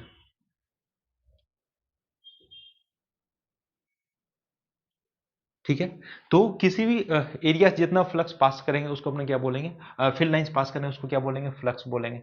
Simple सी बात है, सिंपल सी बात है। तो अपने पास वो जो फ्लक्स का जो फॉर्मूला होता है वो तो अपन डिराइव करने के लिए मैं जाऊंगा नहीं, ठीक है, अपन थोड़ा सा ऐसे देख लो, क्योंकि अभी वक्त का तकाजा है बाबू।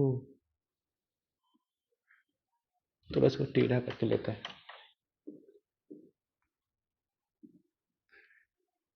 ठीक है, मान चलिए कि फील्ड लाइंस आपके इधर की ओर है, ठीक है, और एरिया वेक्टर इधर की ओर है।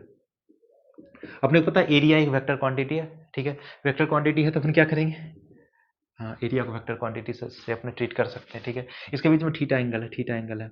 बोलता है number of field line perpendicular to the area, इसका मतलब ई का वो कंपोनेंट लेंगे लेंगे जो इसके एरिया वेक्टर के अलाउंग है, एरिया वेक्टर के अलाउंग है। तो ये अपने पास क्या आ जाएगा, ई, इसको अपना फाइव से रिप्रेजेंट करते हैं, फाइव का वैल्यू ई ए, अच्छा ई कॉस थीटा ले लेते हैं, इसका कंपोनेंट इंटू ए कर देते हैं। तो ये क्या आ जाएगा, फाइव का value E A cos of theta, cos of theta. तो इसको आप वेक्टर फॉर्म में भी लिख सकते हैं, E vector dot A vector, A vector. ये एक स्केलर क्वांटिटी है, ये एक स्केलर क्वांटिटी है। तो इसका मतलब टोटल फ्लक्स चाहिए तो अलग अलग एरिया से निकलने वाले फ्लक्स को ऐड कर दो तो टोटल फ्लक्स आ जाएगा, है ना, स्केलर क्वांटिटी। ठीक है, scalar quantity. Okay okay okay okay. ये बात आपको ध्यान में रखना, थीटा इज एंगल बिटवीन, कोई भी एंगल नहीं ले लेंगे, theta is angle between area vector and electric field vector area. अच्छा, एरिया वेक्टर मतलब क्या, कोई भी आपके पास कोई एक, मान चलिए कि ये अपने पास कौन सा है, ये एक प्लेन है ना, प्लेन का एरिया वेक्टर ऊपर भी हो सकता है, ऊपर भी हो सकता है, नीचे भी हो सकता है, कि दोनों तरफ एरिया, इधर भी एरिया इधर भी एरिया। लेकिन कोई क्लोज सरफेस है, मतलब थ्री डी बॉडी है, ये थ्री डी बॉडी है, ठीक है, इसका एरिया वेक्टर हमेशा आउटवर्ड नॉर्मल होता है, इससे अंदर नहीं जाएगा, इससे बाहर निकलने वाला, सब बाहर निकलने वाला है ना। कहीं पर यह इसका एरिया वेक्टर क्या हो जाएगा, ऊपर की तरफ, ये एरिया तो ये हो गया, इसका वेक्टर ऊपर की तरफ, इसका पीछे नीचे वाला ये इधर की ओर है, एरिया वेक्टर हमेशा आउटवर्ड नॉर्मल होता है, ठीक है। तो ये बात आपको ध्यान रखना, for two D body, two D body area vector, area vector is area vector may be in, may be both side लिख लेते हैं, both side, for three D body area vector always, always always always always क्या होता है, outward normal, outward normal, ठीक है। तो ये आउटवर्ड नॉर्मल, ये इधर से, तो ये बाहर की तरफ ऐसा निकलना चाहिए, छैया छैया छैया छैया, बाहर की तरफ, राइट। अगर टू डी बॉडी है तो ऊपर भी हो सकते हैं, नीचे भी हो सकते हैं, बहुत साइड पॉसिबल है टू डी बॉडी। ये बातें आपको ध्यान में रखना है, ये बातें आपको ध्यान में रखना है, ठीक है। तो चलिए, ये फाइव इक्वल हो गया ई ए कॉस थीटा, और theta is angle between area vector and electric field. जैसे इसमें ऐसा क्वेश्चन पूछ सकता है कि आपके पास थ्री डी बॉडी है, पहले इसको बना लेते हैं थ्री डी बॉडी।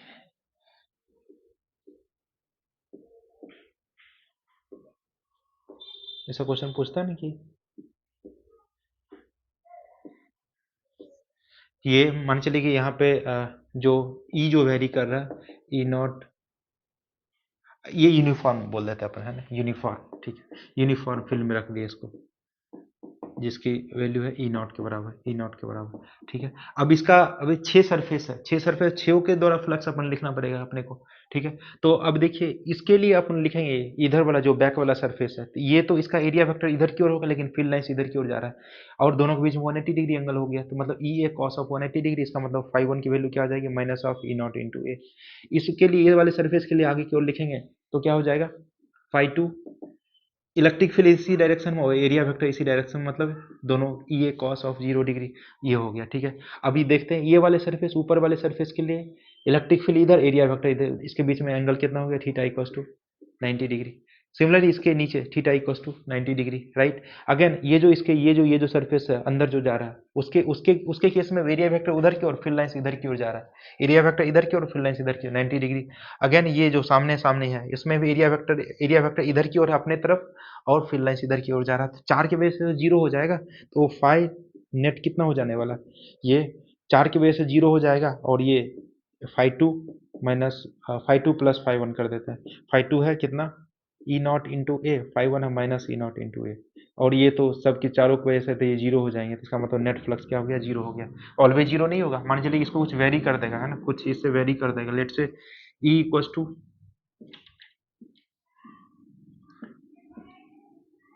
मान चलिए ऐसा दूसरा एग्जाम्पल ले लेते हैं, चलो।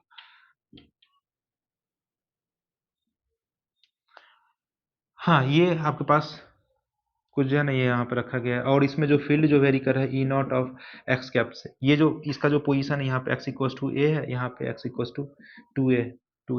अब यहाँ पे फील्ड की वैल्यू इसकी कितनी हो जाएगी, ई का वैल्यू टू ए रखेंगे, टू ई नॉट ए आ जाएंगे, ठीक है, टू ई नॉट ए, ठीक है। अच्छा, अब यहाँ पे कितना हो जाएगा, ई नॉट इंटू ए।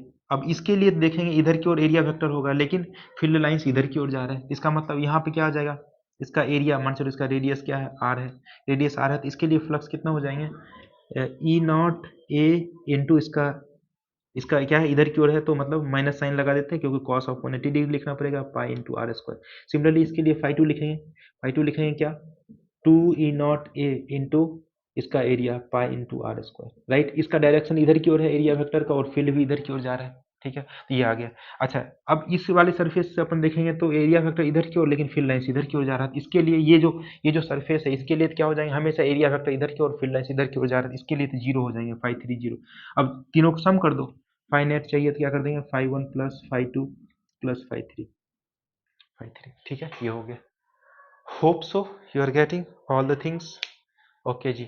अच्छा, ये फ्लक्स के बारे में भी एक गॉस साहब थे, है ना, गॉस साहब ने भी बताया था कि मैं भी फ्लक्स के बारे में बता सकता हूँ कुछ भी, ऐसा क्या है भाई, सिर्फ ये फॉर्मूला यूज करके आप निकाल रहे हो, ठीक है, वो भी बहुत यूजफुल है, उससे क्वेश्चन पूछते हैं, ठीक है, तो वो मैं बताता हूँ क्या है। हाँ हाँ हाँ हाँ हाँ हाँ हाँ। बहुत प्यार करते हैं तुमको सनम। क्या था, गौसला, भूल जाते हैं यार, गौसला। गाना गाओगे तो भूलोगे ही ना यार, गाना गाना बंद करो, पढ़ाई लिखाई चालू करो, ठीक है। हाँ, गॉस लॉ क्या बोलता है, गॉस लॉ ये बोलता है कि कोई भी आपके पास क्लोज सरफेस है, क्लोज सरफेस में बोलता है जितना चार्ज है, वो बोलता है कि जो फ्लक्स जो निकलेंगे उस क्लोज सरफेस से, राइट, क्लोज्ड बॉडी से, तो वो जो फ्लक्स जो होता है total charge inside that body divide by epsilon not times के बराबर होते हैं, ठीक है। ये बोलता है कि कोई भी आपके पास एक क्लोज्ड बॉडी है, इसमें चार्ज आपने Q1 रखा, माइनस ऑफ Q2 रखा, Q3 रखा, इसमें बाहर में भी चार्ज रख देते हैं, Q4 रख देते हैं, Q5 रख देते हैं, बोलता है इस बॉडी से कुछ आर्बिट्री शेप वाला कुछ बॉडी है, इससे निकलने वाला जो फ्लक्स होते हैं तो वो होता है Q divide by epsilon naught, तो अपन लिखेंगे flux through closed surface is 1 divide by epsilon not times charge enclose, ठीक है। तो अब देखिए इसके अंदर चार्ज क्या है, ये है, तो ये बोलता है फ्लक्स जो होता है ई डॉट डी ए, इसका close integral Q enclosed divide by epsilon not, ठीक है, एप्सिलॉन ये होता है, तो मतलब ई डॉट डी ए अपन सुंदर तरीके से इसे लिख सकते हैं कि क्यू इनक्लोज के नाम पे क्या है भाई, Q1 माइनस ऑफ Q2, अपने पता है नेट चार्ज तो अलजेब्रिकली सम होता है, सबको इस तरह से ऐड कर देंगे, डिवाइड बाय एप्सिलॉन नॉट हो जाता है, ये आ जाता है। तो फ्लक्स तो होता है ये सब चार्ज की वजह से, लेकिन electric field is due to all charges, है ना, वेदर इट इज इनसाइड और आउटसाइड। तो flux due to inside charges, but electric field electric field is due to all charges whether it is, ये assertion reason में पूछ सकता है, आप ध्यान में रखना, due to all charges inside and outside, outside सबकी वजह से यहाँ पर आता है। इसका मतलब Q enclose divide by epsilon not है, तो इसका मतलब इस पे तो क्वेश्चन इस तरह से बना सकते हैं। कैसा कैसा क्वेश्चन बना सकते हैं? कोई कोई आपके पास कोई आपके पास close, let's say sphere, right, sphere, इसके सेंटर पर आपने कोई क्यू चार्ज रख दिया, क्यू चार्ज रख दिया, तो इससे कितना फ्लक्स निकल रहे होंगे? फ्लक्स मतलब नंबर ऑफ फिल लाइंस, कैसे कितना निकल रहे होंगे? बस अपन क्या करेंगे, number of field lines, flux क्या हो जाएगा, क्यू चार्ज मतलब flux through a close surface 1 divide by Q enclosed, इसका सेंटर पर लिखा रखा गया Q divide by epsilon naught, Q divide epsilon naught. मान के चलिए कि आपके पास ऐसा है सरफेस, ऐसा सरफेस है, ऐसा सरफेस है, ये इसके सेंटर पे मतलब हेमिस्फेयर, इसके सेंटर पे चार्ज क्यू रख दिया, इससे कितना फ्लक्स निकलेगा, ये वाले पोर्शन से ये कैलकुलेट करना है। अपन क्या करेंगे, इसको अपन एक सरफेस बना लेंगे, सरफेस पूरा क्लोज सरफेस बना लेंगे, और ये सेंटर पे आ जाएगा। अगर सेंटर पे आ जाता है तो उसका Q divide by epsilon not होता है, ठीक है। आधे से अपने को निकालना, तो क्या करेंगे, five Q divide by two time, two से एप्सिलॉन नॉट, टू से डिवाइड कर देंगे, इसमें टू से डिवाइड कर देंगे, ये फ्लक्स आ जाएंगे, ठीक है। अच्छा, मान चलिए कि आपके पास कोई ये आपके पास यहाँ पे एक चार्ज क्यू रखे हैं, ये रुकिए रुकिए रुकिए, मैं यहाँ बताता हूँ, क्यू चार्ज यहाँ पे रखे हैं, एक यहाँ पे आपके पास, एक जो है ना ये डिस्क यहाँ बनाया, ये बोलता है यहाँ से फील्ड लाइंस कितने निकलेंगे, ये कैलकुलेट करके बताओ। अब ये करके बताओ, अब ये करके बताओ, तो कोई बात नहीं, ये भी करके बताएंगे, एक्स डिस्टेंस पे है, ठीक है। तो ये बोलता है इससे फील्ड लाइंस कितने निकल रहे हैं, इससे फ्लक्स कितने निकल रहे हैं, ठीक है, इससे फ्लक्स कितने निकल रहे हैं, तो ये फ्लक्स अपन सिंपल सा Q divide by two epsilon naught 1 minus cos theta, यहाँ पे अगर ये बीचों बीच सेंटर से आप मार्क करो थीटा, तो कॉस थीटा रख लेंगे, या फिर x divide by root under are square plus x square भी कर लेंगे, या इसी को q divide by two epsilon naught 1 minus cos of theta, ये इस तरह से आप याद रखिए, इस तरह से याद रखिए, ठीक है।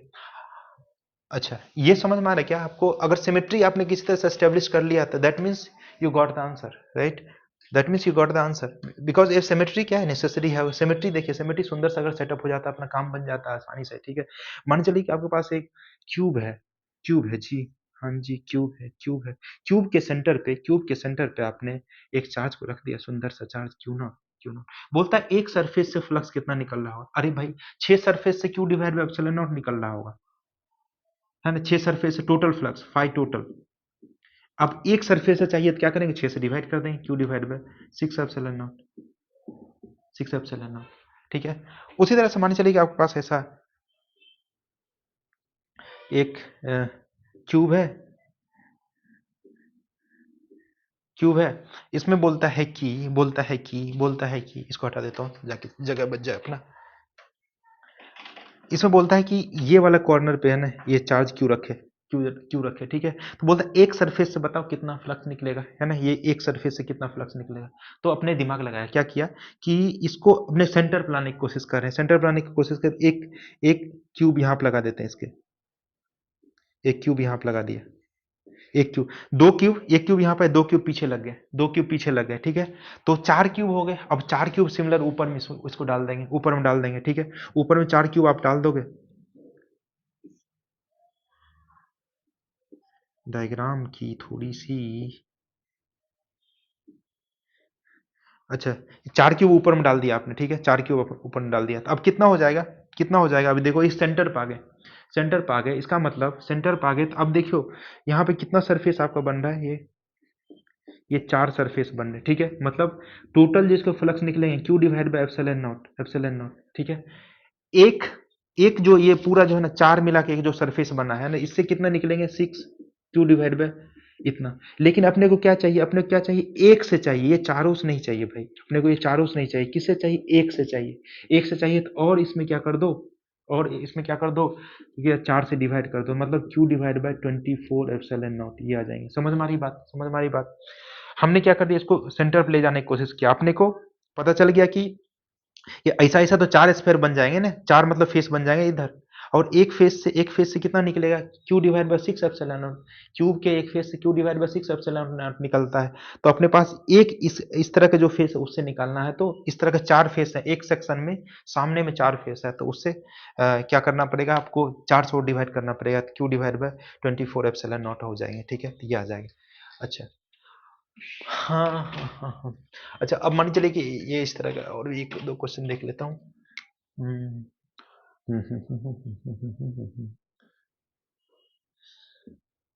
तो ये यहाँ पे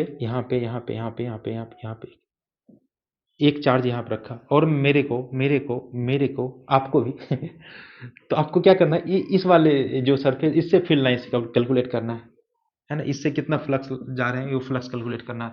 अपने को पता है ये इसका आर मान लेते हैं, ये इसका बीचों बीच रखा गया, ये इसको भी आर मान लेते हैं, इसको चलो 2 आर मान लेते हैं, 2 आर मान लेते हैं, ठीक है। तो अपने को पता है ये क्या है, ये कौन है, और कौन के थ्रू जो है ना ये से निकलने वाले फ्लक्स पता है, कौन के थ्रू निकलने वाला फ्लक्स पता है, क्या होता है, Q divide by 2 epsilon not. अभी जस्ट देखा था, 1 minus of cos theta, cos theta के लिए आर डिवाइड बाई क्या कर देंगे, रूट अंडर 5 आर, है ना, ये वाला अपने को रूट अंडर 5 आर हो जाएंगे ये। तो ये अच्छा, इस तरह के दो कौन है, अपने को क्या करेंगे, टोटल फ्लक्स कितना हो जाएगा, Q divide by 2 epsilon not, इसमें से दो कौन को अपना माइनस कर देंगे, तो आपके पास ये फ्लक्स आ जाएंगे, ये फ्लक्स आ जाएंगे। तो हमेशा आप सिमेट्री बनाने की कोशिश करो, आप आराम से फ्लक्स कैलकुलेट कर पाओगे, राइट, फ्लक्स आराम से कैलकुलेट कर पाओगे। आई थिंक हमने सारा चीज डिस्कशन कर दिया है, now we don't have anything remaining, I think so. सब इसकी जो है ना पूरी मतलब कट्ठा चिट्ठा मैंने खोलने की कोशिश कर दिया है, ठीक है। I think each and everything okay, none of the thing is remaining, right, all things have been discussed already, ठीक है। तो ये चीजें आप था आपसे आपके जो है ना इलेक्ट्रोस्टैटिक्स वाले चैप्टर में, ठीक है। अब इलेक्ट्रिक पोटेंशियल देखते हैं, आप बताइए किस तरह से, इस तरह से डिस्कशन करना है या फिर इसको फॉर्मूले लिख के मैं बताऊं, वो थोड़ा या फिर बोरिंग टाइप का हो जाता है। हाँ, ये भी बात है कि डिजिटल बोर्ड नहीं, इसलिए आपको हो सकता है थोड़ा सा लगे कि, लेकिन कंटेंट वाइज मैं आपसे वादा करता हूँ कि इकट्ठा इतना चीज बताने में काफी टाइम लगता है ना। मुझे नहीं लगता है कि वन शॉट में इस तरह का पूरा प्रीसाइज डिस्कशन कहीं पे आपको दिखा होगा, ठीक है। तो होप सो आपको ये मजा आया होगा पढ़ के, अगर मजा आया तो इसी तरह से पढ़ते रहिए और मचाते रहिए, ठीक है। चलिए मिलते हैं किसी नेक्स्ट वीडियो में, तब तक के लिए साइनिंग ऑफ।